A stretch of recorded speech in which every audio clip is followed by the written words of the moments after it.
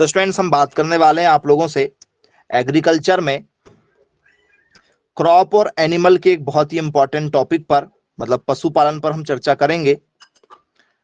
पशुपालन का स्टूडेंट्स हमारा जो टॉपिक है वो है स्टूडेंट्स बकरी। लगातार जो है गॉट पर बेस्ड हम लोगों से क्वेश्चन पूछे जाते हैं बकरी पर। तो पहला ही इंपॉर्टेंट क्वेश्चन जो पूछा जाता है बच्चों बकरी पर वो होता है स्टूडेंट्स इन लोगों का वैज्ञानिक नाम। वैज्ञानिक नाम तो जरा बताइए स्टूडेंट्स इनका साइंटिफिक नेम क्या होता है। यदि आपको बकरियों को साइंटिफिक नेम के द्वारा जानना है तो इन्हें क्या कहा जाता है,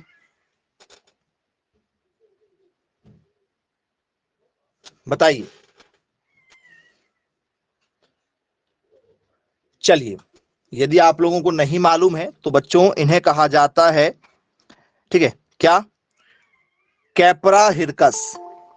क्या कहते हैं, कैपरा हिरकस के नाम से जानते हैं। ये इनका क्या है, इनका वैज्ञानिक नाम है। इंटरनेशनल लेवल पर इन्हें इस नाम से जाना जाता है, कैपरा हिरकस के नाम से। बोले ठीक है, बिल्कुल। तो क्या ऐसे ही इंसानों का भी स्टूडेंट्स कोई साइंटिफिक नेम होगा क्या? बोले हाँ सर, इंसानों का होता है, मेंढक का होता है, सभी का, जितने भी जानवर है, गाय भैंस बिल्ली, ठीक है, सबका एक क्या है, साइंटिफिक नेम है। तो इंसानों को किस नाम से जाना जाता है, जरा मुझे बताएगा कोई? तो बोल सर, इंसानों को कहा जाता है होमोसेपियंस। क्या कहा जाता है, होमोसेपियंस। नाम सुना है क्या? बोले यस सर, सुना हुआ है। होमोसेपियंस कहा जाता है इंसानों को। तो बोले यस, बिल्कुल सही बात है। तो आप यहां पर ध्यान से यदि देखेंगे बच्चों तो यहां पर जो है होमोसेपियंस, कैपरा हिरकस, तो क्या ये इंसान का नाम है? ये किसका नाम है सर? मनुष्य। मनुष्यों को किस नाम से जाना जाता है सर? मनुष्यों की जो प्रजातियां हैं इन्हें होमोसेपियंस कहा जाता है। बकरियों की जो प्रजातियां हैं उसे कैपरा हिरकस कहा जाता है।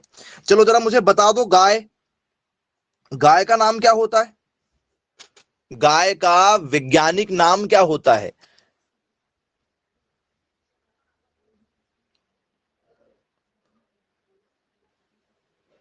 जी बहुत शानदार, बहुत बढ़िया। कुछ बच्चे यहां पर नाम दे रहे हैं बॉस इंडिकस। बहुत शानदार। क्या बॉस इंडिकस जो है इसका नाम होगा? गाय का यदि आप नाम दे रहे हैं तो क्या बॉस इंडिकस लगा दिया जाए?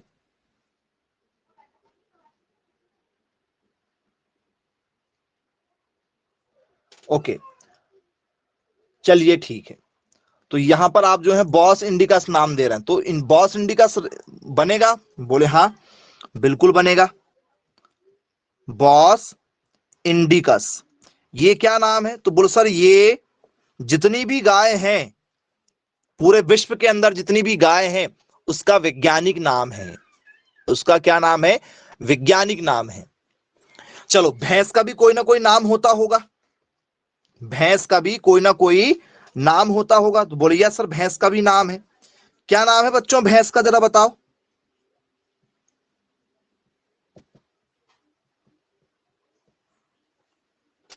सर भैंस का नाम है बुबेलस, बुबालिस। यही नाम है क्या भैंस का? बोलिए सर, पढ़ा है हमने, बुबालस, ठीक है, बुबेलिस, बुबालस, बुबेलिस। ये भैंस का वैज्ञानिक नाम है जो पेपर में हमसे पूछा जाता है। तो क्या ऐसे ही नाम जो है भेड़ के लिए भी होगा क्या? भेड़ के लिए? बोले यस सर, भेड़ का भी नाम होगा। भेड़ का भी क्या बनेगा, एक नाम बनेगा। क्या नाम होता है स्टूडेंट्स भेड़ का, जरा मुझे बताइए। तो बोले सर, भैंस का जो नाम होता है वो होता है ओबिस अराइज। ओबिस अराइज होता है। ये किसका नाम है? बोल सर, ये नाम जो है ये है भेड़ का। बोल सर, ये चारों नाम आपने बताए हैं, इंसानों का भी नाम बताए हैं। आप यहां पर एक बात बहुत ध्यान से देखेंगे तो इनके नाम हमेशा आप लोगों को दो मिलेंगे, Capra hircus, Bubalus bubalis, Ovis aries, Bos indicus, और इंसानों का होमोसेपियंस। क्या आपको दो दो नाम ही मिल रहे हैं? क्या कोई एक नाम मिला आपको? आपने जब भी इस टॉपिक को पढ़ा हुआ होगा, ठीक है, तो बताइए क्या आप लोगों को यहां पर जो है एक नाम मिला कहीं? बोल सर नहीं, एक नाम नहीं मिला। क्या यहां पर आप लोगों को 3 नाम मिले हैं? 3 नाम? बोल सर नहीं, 3 नाम भी नहीं मिले। तो ये जो नाम है, ये जो 2 नाम जो दिया जाता है, ठीक है, इसी नाम को कहते हैं द्विनाम पद्धति। क्या कहते हैं प्यारे बच्चों? तो सर ये जो नाम लिखने का जो तरीका होता है इसे कहा जाता है द्विनाम पद्धति। द्विनाम पद्धति, इंग्लिश में इसी को हम लोग कहते हैं बायनोमियल नोमेनक्लेचर। नोमेनक्लेचर का मतलब होता है नामकरण पद्धति।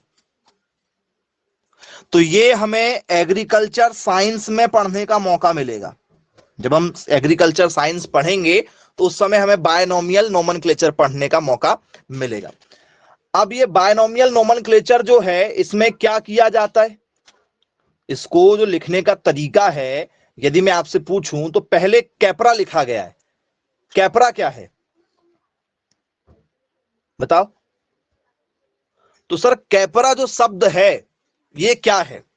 बायनोमियल नोमेनक्लेचर में जो कैपरा शब्द लिया गया है, तो कैपरा क्या है पूछा जाएगा। कैपरा हिरकस में कैपरा दर्शाता है, क्या ये किसी जीनस को दर्शाता है? क्या ये किसी स्पीसीज को दर्शाता है? क्या ये किसी किंगडम को दर्शाता है? क्या ये किसी ऑर्डर को दर्शाता है? ये 4 चीजें होती है, आपने पढ़ा हुआ होगा, बताइए। बहुत शानदार। यदि आप यहां पर ठीक है जाना चाहते हैं तो पहला क्या है सर? पहला है वंश, दूसरा है जाति, तीसरा है जगत, और चौथा है आपका ऑर्डर जिसे हम लोग कहते हैं गण। किस चीज को दर्शाता है ये? तो आप देना चाह रहे हैं ऑप्शन नंबर ए, पहले नंबर के साथ आप जाना चाहते हैं। बहुत सही आप आंसर दे रहे हैं। पहला नाम जो होता है ये दर्शाता है वंश को। किसको दर्शाता है? वंश को। तो वंश का नाम पहले आता है। तो जो होमो नाम दिया गया ना इंसानों के नाम में, होमो सेपियंस, ठीक है, तो सारे इंसान जो आते हैं होमो, होमो मतलब क्या होता है कि हम किस वंश के हैं, हम इंसान हैं, तो हमें होमो कहा गया। सेपियंस जो शब्द है मान चलो, और इसमें जो हिरकस शब्द है, बकरी में जो हिरकस है, हिरकस क्या है बताओ? हिरकस क्या होता है जी? हिरकस इन 4 में से क्या है? एक तो वंश तो होगा नहीं, अब बचे 4। 4 में से क्या है? तो सर वो है जाति। हिरकस क्या है इन लोगों की? जाति। तो द्विनाम पद्धति में जो पहला नाम आता है, बहुत सही आप लोगों ने, सभी बच्चों ने आंसर दिया, बहुत अच्छा लगा। ठीक है, तो याद रखिएगा जब भी साइंटिफिक नेम लिखा जाता है तो जो पहला नाम आता है, इस पहले नाम को कहते हैं जीनस, जिसे हम लोग क्या कहते हैं? वंश कहते हैं। सबसे पहले वंश का नाम आता है। वंश के बाद में किसका नाम आता है? तो सर जाति का नाम आता है, जिसे हम लोग कहते हैं स्पीसीज। हमारे जो नाम लिखे जाते हैं वो इसी आधार पर लिखे जाते हैं। इस दुनिया में जितने भी जीव जंतु हैं सभी का नाम वंश और जाति के आधार पर लिखा जाता है। याद रखिएगा। फिर आप लोगों का नाम जो है वो राम, श्याम, मोहन कुछ भी हो सकता है, वो एक अलग बात है, लेकिन साइंटिफिक तरीके से जो नाम लिखे गए हैं वो यही नाम है। ठीक है, तो 2 नाम मिलते हैं हमें, वंश और जाति। इसे बायनोमियल नोमेनक्लेचर कहा जाता है।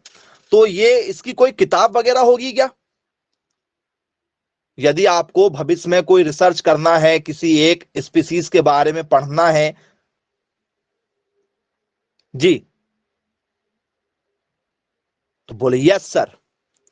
यदि आप लोगों को इनके ऊपर स्टडी करना है, कल को मान चलो आपको बकरी के ऊपर रिसर्च करना है, आप कोई बड़े ठीक है अधिकारी बनना चाहते हैं, तो किसी एक टॉपिक पर आपको पीएचडी करना पड़ता है। मास्टर डिग्री करेंगे, पीएचडी आप करेंगे, वैज्ञानिक यदि आपको बनना है तो किसी एक चीज पर रिसर्च करना पड़ेगा, चाहे आप किसी एक बीज पर करो, किसी पर भी। तो वो नई नई वेराइटियां आप लोग जो मार्केट में देखते हैं, चाहे वो आपके, ठीक है, गेहूं की हो, सोयाबीन की हो, चाहे गाय की नए नस्ल की बात करें, भैंस की नई नस्ल की बात करें या बकरी की बात करें, तो रिसर्च करना पड़ेगा। तो आप लोगों को मदद कौन करता है? तो सर एक बुक है, एक बुक है, बताइए। दुई नाम पद्धति, जो दो दो नाम हम जो लिख रहे हैं, जैसे बकरी का नाम, वैज्ञानिक नाम कैपरा हिरकस है, तो कैपरा हो गया वंश और हिरकस हो गया स्पीसीज। तो ये वंश और स्पीसीज की क्या एक पूरी लिस्ट होगी, एक कोई ना कोई बुक होगी ना। जैसे हमें बायो पढ़ना है तो भैया बायोलॉजी की बुक उठा लेंगे, मैथ्स पढ़ना है मैथ्स की बुक उठा लेंगे, एग्रीकल्चर पढ़ना है तो सर फसल की उठा लेंगे, पशुपालन पढ़ना सर पशुपालन वाली बुक उठाएंगे। तो यदि आप लोगों को वैज्ञानिक नाम पढ़ना है सभी जीव जंतुओं का, तो उस बुक का नाम बता दो जरा, कौन सी बुक है जी। तो ये सभी वैज्ञानिकों के पास में, सभी रिसर्च करने वाले बच्चों के पास में ये बुक अवेलेबल होती है जी। इस बुक का नाम है सिस्टेमा नेचुरे। इस बुक का नाम क्या है? सिस्टेमा नेचुरे जी। किसने दिया इस बुक को? सभी जीव जंतुओं के नाम बताया है इसने। किसने दिया? तो वैज्ञानिक है कैरोलस लीनियस। जो द्विनाम पद्धति हम लोग जो देख रहे हैं, जो वर्गीकरण हुआ है ना हमारा, तो इस बुक को देने वाले कौन है? तो सर इस बुक का, ठीक है, जिन्होंने इन्वेंशन किया है उनका नाम है, उस वैज्ञानिक का नाम है, आप चाहे तो यहां पर बोल सकते हैं क्या, जन्मदाता। जन्मदाता जिसे हम लोग बोलते हैं इन्वेंटर, जिसने इन्वेंट किया है, उनका नाम क्या? उनका नाम है कैरोलस लीनियस। पेपर में हर साल पूछा जा चुका है ये क्वेश्चन कई बार। बुक का नाम आता है कि जो आप लोग जो, ठीक है, वैज्ञानिक नाम पढ़ते हैं, इसके लिए कौन सी बुक दी गई है? तो सिस्टेमा नेचुरे बुक दी गई है। सिस्टेमा नेचुरे बुक का, ठीक है, निर्माण किसने किया? कैरोलस लीनियस ने किया। कैरोलस लीनियस जो सिस्टेमा नेचुरे, ठीक है, बुक लिखे हैं, इनका संबंध किस चीज से है? किस चीज से है? बायनोमियल नोमेनक्लेचर, द्विनाम पद्धति। द्विनाम पद्धति के जनक कौन है? Who is the father of binomial nomenclature? तो हम जो पूरा क्रॉप पढ़ रहे हैं, पूरा फसल उत्पादन जो पढ़ रहे हैं, इन सब में किसका यूज किया जा रहा है? तो सर इन्हीं का नाम यूज किया जा रहा है। लेकिन फिर भी आपको पता नहीं होगा, 100% कह सकते हैं हम, फिर भी आपको पता नहीं रहा होगा इससे पहले, क्योंकि हमें डिटेल में पढ़ना कहां होता है। हमें तो केवल आईएमपी 4 क्वेश्चन मिल जाए, पेपर में लिख के आ जाए, पास हो जाए, ठीक है। तो बोले सर कैसे, फसल में कहां इनका यूज किया जा रहा है सर? तो आप बताओ, जैसे मैं आपसे पूछूं भैया बताइए सोयाबीन का वैज्ञानिक नाम क्या है? बोल सर सोयाबीन सर प्लांट है। सोयाबीन क्या है सर? प्लांट है। इनके वैज्ञानिक नाम नहीं होते सर।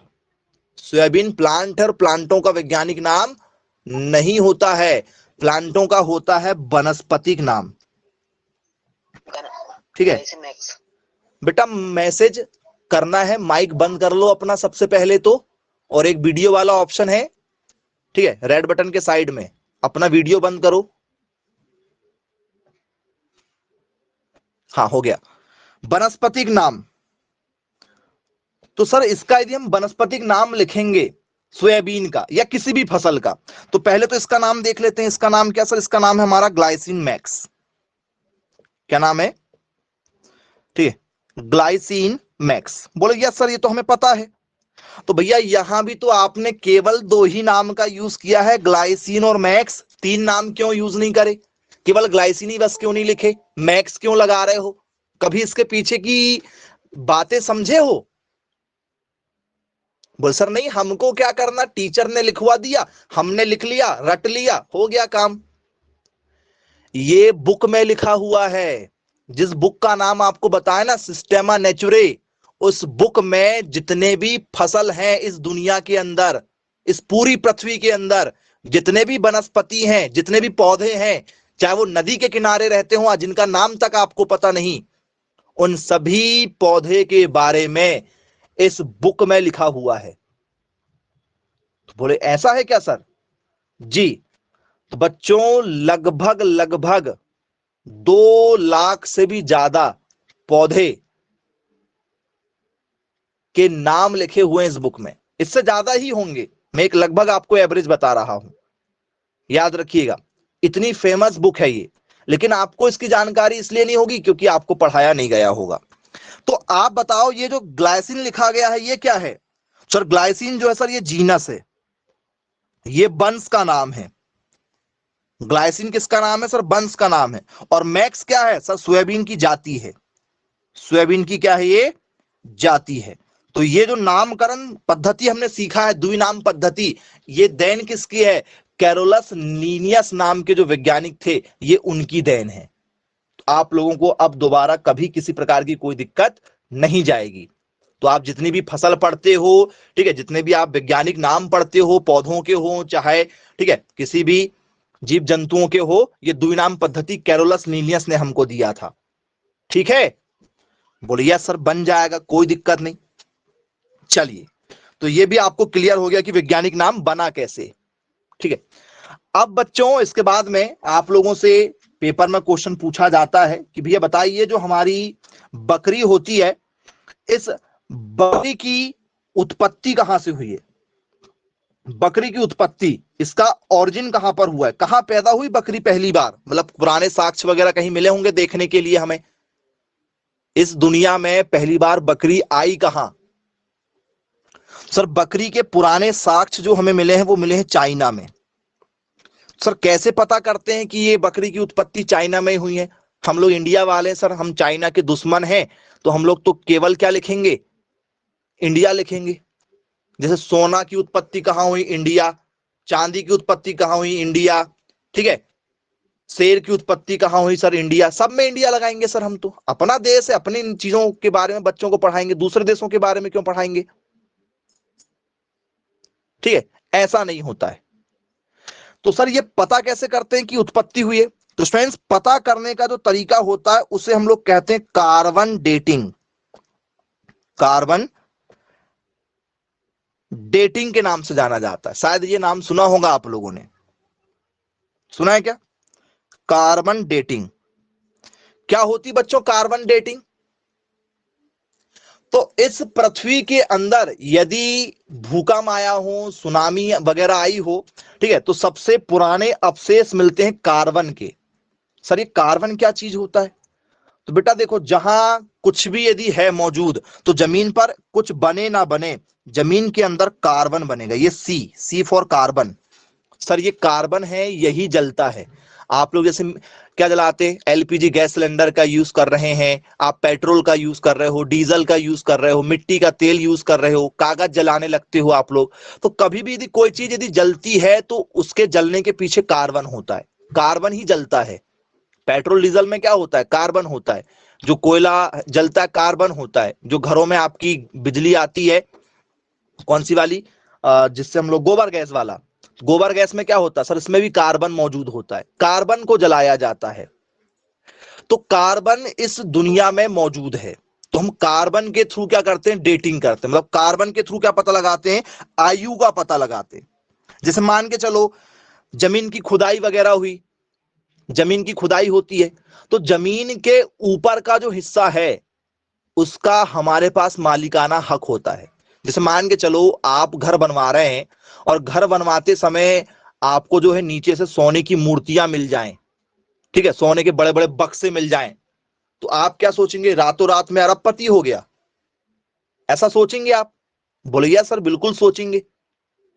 ठीक है, सोने का यदि आपको कोई बड़ा सा कुछ मिल गया, आभूषण वगैरह मिल गए, और भले ही वो आपके दादा परदादा के थे, आपकी कोई पुश्तैनी हवेली थी, कोई बड़ा सा महल था, और जमीन के नीचे खुदाई वगैरह करवाया आपने कि भैया इसको तोड़कर अब मकान बनाना है, थोड़ा सा छोटा सा जो भी कुछ बनाना है, तो जमीन के नीचे यदि कुछ मिल गया और यदि वहां जो लेबर वगैरह काम कर रहे थे थोड़ा बहुत उसको आपने दे दिए, और यदि अंदर ग्राउंड यदि आपने रख लिया तो रख लिए, लेकिन यदि वो जानकारी यदि धोखे से पता चल जाए किसको? एएसआई वालों को। एएसआई ये क्या होता है? एएसआई क्या होता है सर? असिस्टेंट सब इंस्पेक्टर, जो सर थाना पुलिस में रहता है हमारा, यही है क्या एएसआई? बताओ, एएसआई क्या है? ये पुलिस है क्या?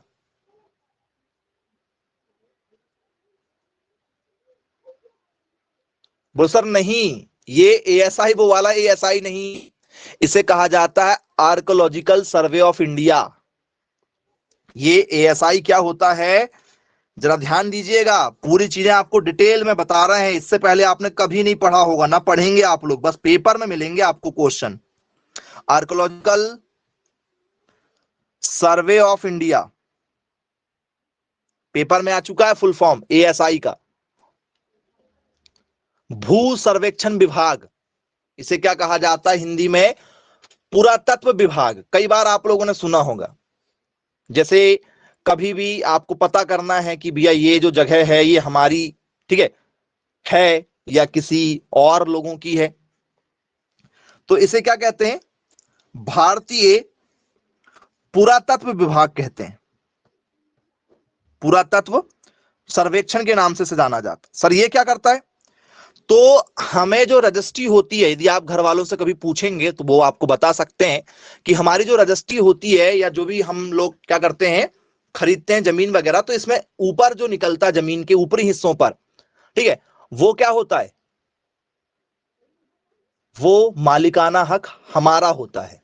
और जमीन के अंदर यदि खुदाई करके कुछ निकल जाए तो वो सरकार का होता है, सरकार का होगा। जैसे मान चलो आपके जमीन में कल को जो है खुदाई करवाए आपने कि भैया ट्यूबवेल करवाना था, ठीक है, कुआं खुदवाना था, पानी नहीं है, पता चले आपके कुएं से जो है वो पेट्रोल निकल जाए, तो फिर आप तो करोड़पति, ठीक है, आप तो करोड़पति बन जाओगे। फिर तो गवर्नमेंट आएगी और जितनी जगह में कुआं खुदा है, ठीक है, और जमीन में देखेगी कुआं वगैरह खोद कर कि निकलता है कि निकलता पेट्रोल। यदि और जगह में निकल जाएगा तो जो जगह आपकी है, जो मार्केट रेट में पैसा चल रहा है, वो आपको पैसे पकड़ा देगी और बोलेंगी आप जा सकते हैं यहां से।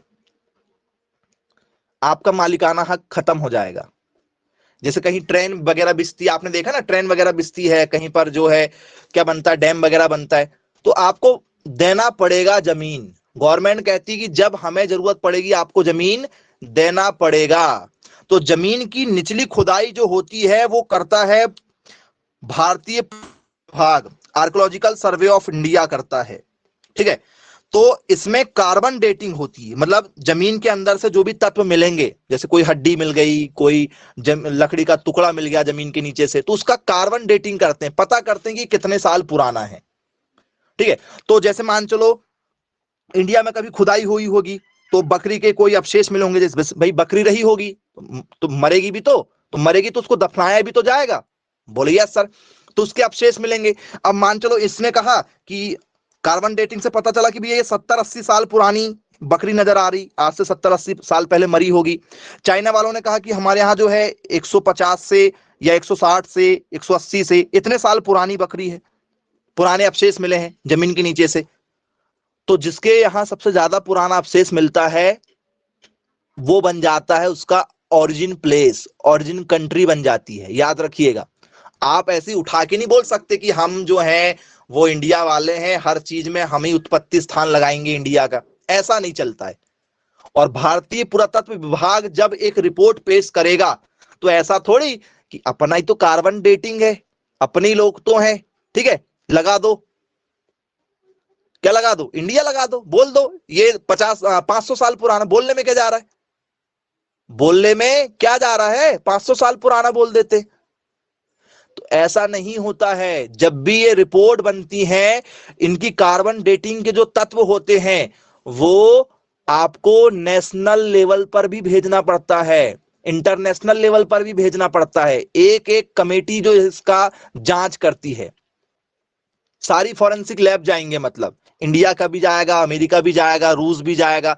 तो जो हमारे कमेटी के सदस्य होते हैं ये इन सभी देशों में जाते हैं, इन सभी देशों की रिपोर्ट आती है, फिर उस रिपोर्ट को टैली किया जाता है कि इंडिया वालों ने बोला 70-80 साल, अपन भी निकाल के देखो, निकलेगा 70-80 साल, सबका 70-80 साल के आसपास में कार्बन डेटिंग निकल कर आएगा, फिर उसको अप्रूव्ड करते हैं और फिर दर्ज किया जाता है ओरिजिन कंट्री।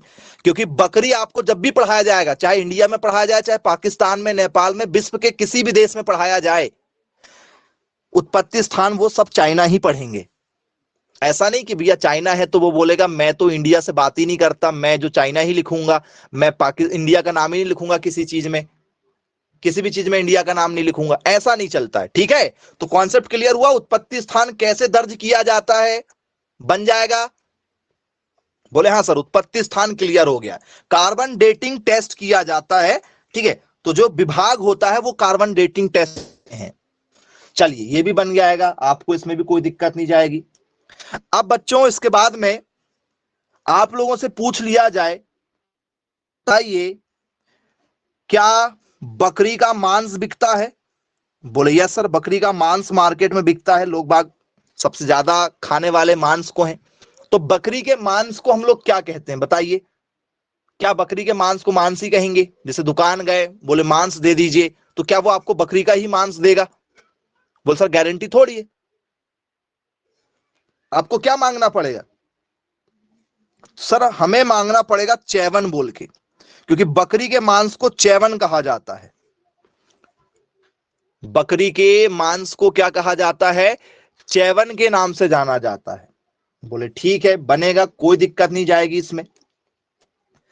अब ये बताइए बच्चों, ठीक है, क्या बकरियों का बच्चा होता है? बोले हाँ सर, बकरियों का बच्चा होता है। तो बकरियों के बच्चे को हम लोग क्या कहते हैं? इंसानों के बच्चों को तो हम लोग जो है बेबी, ठीक है, चिंटू, पिंटू, कुछ भी कह देते हैं। बकरियों के बच्चों को भी कुछ ना कुछ तो कहना चाहिए। क्या कहते हैं बकरियों के बच्चों को? सर बकरियों के बच्चों को कहा जाता है किड। बकरियों के बच्चे को क्या कहते हैं? किड कहते हैं। मेमना नहीं बोलते। मेमना जो है भेड़ के बच्चों को कहा जाता है। कुछ बच्चों को ऐसा लगता है कि सर वो बकरियां मैं करती रहती हैं, तो सर कहीं मेमना ही तो नहीं बोल देते। तो ये गलत फहमी में मत रहना, बहुत ज्यादा कंफ्यूजन होता है, बहुत ज्यादा कंफ्यूजन होता है। मेमना नहीं कहा जाता है, ठीक है? आपको बता दिए गलतियां कहां होती है। तो बोले सर बिल्कुल, अब कोई दिक्कत नहीं जाएगी।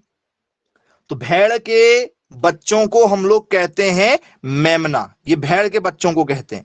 तो इंग्लिश में कुछ और कहते होंगे क्या इसको?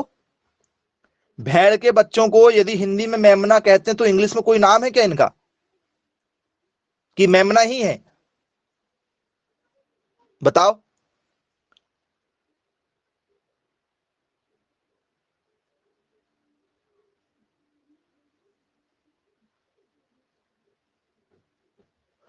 बोल सर मेमना का इंग्लिश नाम होता है लैम्ब। लैम्ब मतलब होता है मेमना। लैम्ब मतलब क्या होता है? मेमना होता है। बोले सर ठीक है, क्लियर है, बनेगा। चलिए, अब यदि मैं आप लोगों से यहां पर चर्चा करूं, क्या बच्चों हमारी बकरियां आओगे तो बकरियां ऐसे तो नहीं, एक बकरी अलग बैठी है, दूसरी बकरी अलग, हम साथ में नहीं रहेंगे, आपस में हमारी बातचीत बंद है, ऐसा तो नहीं? तो बोले सर बकरी चराने वाले जो लोग रहते हैं, ठीक है, बकरियां झुंड में लेकर जाते हैं? बोले यस सर, बिल्कुल लेकर जाते हैं। झुंड में लेकर जाते हैं? बोले हाँ बिल्कुल लेकर जाते हैं। बकरियों के समूह को क्या कहा जाता है, बता? अच्छा, जिसको पता हो बताइए। ट्रिप कहते हैं। ओके, चलो ट्रिप, मतलब यदि किसी ने कहा कि अपन चलो ट्रिप पर चलते हैं, मतलब वो झुंड में जा रहे हैं बकरियों के साथ, बताइए।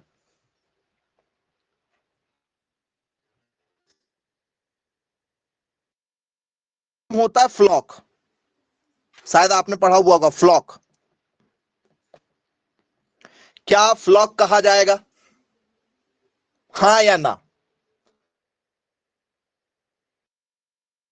आए तो आप इसमें क्या आंसर देना